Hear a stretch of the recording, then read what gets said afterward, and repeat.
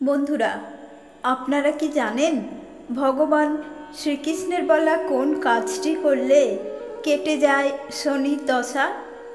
কোনো রকম দামি পাথর বা মাদুলি ব্যবহার না করেই রাহু কেতুর কুপ্রভাব থেকে মুক্তি পাবেন এবং শনিদেবের কৃপাদৃষ্টি লাভ করতে পারবেন।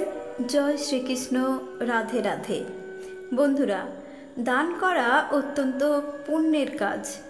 আমাদের সকলেরই যে যার সাধ্য মতো কিছু না কিছু দান অবশ্যই করা উচিত। অনেক সময় রাস্তাঘাটে আমাদের কাছে অনেকেই সাহায্য চায়। কিছু ক্ষেত্রে আমরা তাদের সাহায্য করি, আবার অনেক সময় আমরা তাদের কিছু না দিয়েই চলে যাই। অনেক সময় আমরা তাদের সাথে দুর্ব্যবহারও করি। অনেক সময় আমরা দেখি যে কোনো ব্যক্তি মিথ্যা ভিক্ষুক সেজে ভিক্ষা চাইছে। বেশিরভাগ সময়ই আমরা তাদের সাহায্য করি না। স্বয়ং ভগবান শ্রীকৃষ্ণ বলেছেন, আমাদের সমাজে এমন অনেক ব্যক্তি আছে যাদের না চাইতেও সাহায্য করতে হয়। আমরা যদি ভিক্ষুককে দান নাও করি, তার চেয়ে অনেক বেশি গুণ অপরাধ হবে যদি এই একজন ব্যক্তিকে দান না করে অবহেলা করি। এই ব্যক্তিকে যদি আমরা দান করি তাহলে এতে পুণ্য হবে 1000 গুণ বেশি, কারণ এই দানে স্বয়ং ভগবান শ্রীকৃষ্ণ খুশি হন। আসুন তাহলে জেনে নিই কে সেই ব্যক্তি যাকে আমাদের অবশ্যই দান করা উচিত।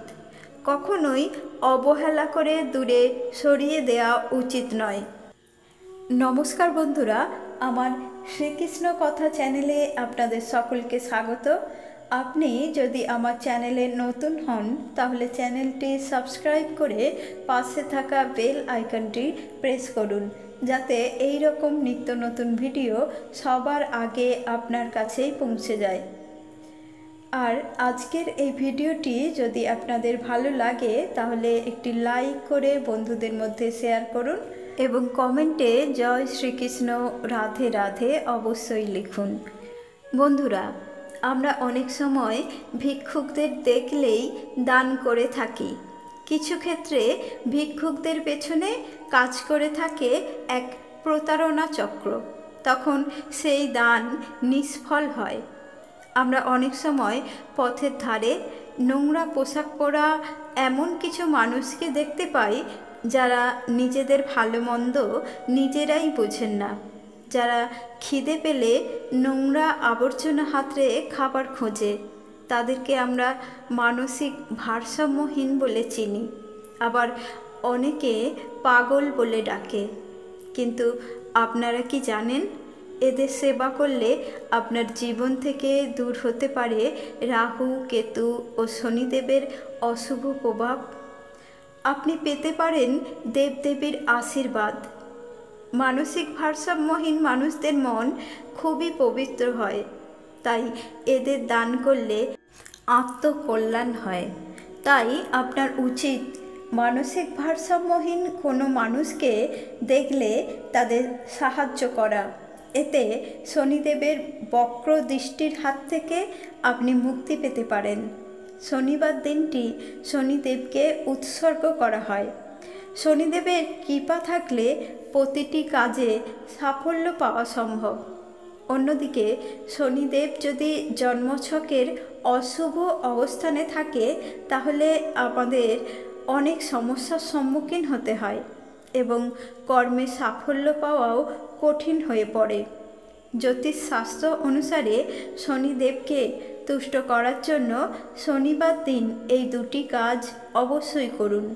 শনিবার কোনো অসহায় দরিদ্র মানসিক ভারসাম্যহীন ব্যক্তিকে খাদ্য সামগ্রী দান করুন। এর ফলে শনিদেবের আশীর্বাদ লাভ করা যায়। শনিবার কোনো মানসিক ভারসাম্যহীন ব্যক্তিকে কালো কাপড়, কালো কম্বল, কালো জুতো দান করুন। জীবনে রাহু কেতু ও শনিদেব অশুভ অবস্থানে থাকলে, মানসিক ভারসাম্যহীন মানুষের সেবা করলে সেই সমস্যার সমাধান হবে। শুক্রবার দিন মা লক্ষ্মী ও ভগবান বিষ্ণুর পুজো করলে পুজোর ভোগ সাধ্যমতো মানসিক ভারসাম্যহীন ব্যক্তিকে দান করুন। তাহলে মা লক্ষ্মীর আশীর্বাদে অর্থ সংকট দূরে যাবে, কেটে যাবে আপনার দুঃখ দুর্দশা। প্রতিদিন মানসিক ভারসাম্যহীন ব্যক্তির সেবা করলে মা অন্নপূর্ণার আশীর্বাদে অন্যের কোনো অভাব হবে না। তবে বন্ধুরা, সব সময় মনে রাখতে হবে, মানসিক ভারসাম্যহীন মানুষের সাথে কখনো খারাপ ব্যবহার করবেন না। এতে আপনার জীবনে দেখা দিতে পারে অভাব অনটন। শ্রীমদ্ ভগবদ্ গীতায় 17 নম্বর অধ্যায়ে দান সম্পর্কে ভগবান শ্রীকৃষ্ণ বলেছেন, পুণ্যস্থানে শুভ সময়ে উপযুক্ত পাত্রে কোনো রকম ফলের আশা না করে কর্তব্য মনে করে যে দান করা হয় তাকে সাত্ত্বিক দান বলা হয়। অনিচ্ছা সত্ত্বেও ফল লাভের উদ্দেশ্যে যে দান করা হয় তাকে রাজসিক দান বলা হয়। এবং সৎকার রহিত তিরস্কারপূর্বক অশুচি স্থানে অসময়ে কুপাত্রে যে দান করা হয় তাকে তামসিক দান বলা হয়। এই 3 ধরনের দানের মধ্যে সাত্ত্বিক দান সব থেকে ভালো। এমন দানেই মানুষ মৃত্যুর পরে খুব সহজেই বৈতরণী নদী পার হয়ে যায়। তাই মানসিক ভারসাম্যহীন মানুষকে যে ভোজন করায় তার পাপ নষ্ট হয়। এছাড়াও দান সম্পর্কে বলা হয়েছে, পাথর ও সোনাতে যার সমজ্ঞান, যিনি মানসিকভাবে দুর্বল, যার শোক নেই, নিন্দা প্রশংসায় যিনি উপেক্ষা প্রদর্শন করেন, উদাসীনের মতো যিনি প্রিয় ও অপ্রিয় জিনিসের পরিত্যাগ করেন, সেই মানুষকে দান করা গৃহস্থের একান্ত কর্তব্য। দান প্রসঙ্গে এই শ্লোকে মানসিকভাবে দুর্বল মানুষদের সেবা করার কথা বলা হয়েছে। ভগবত পুরাণে বলা হয়েছে যে এই কর্মের ফল স্বয়ং ভগবান শ্রীকৃষ্ণ দেন।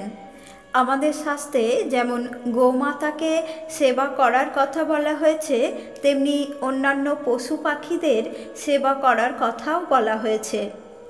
শারীরিক ও মানসিক পার্থক্য থাকলেও আমাদের সবার আত্মা একই। আমরা সকলেই পরমাত্মার অংশ।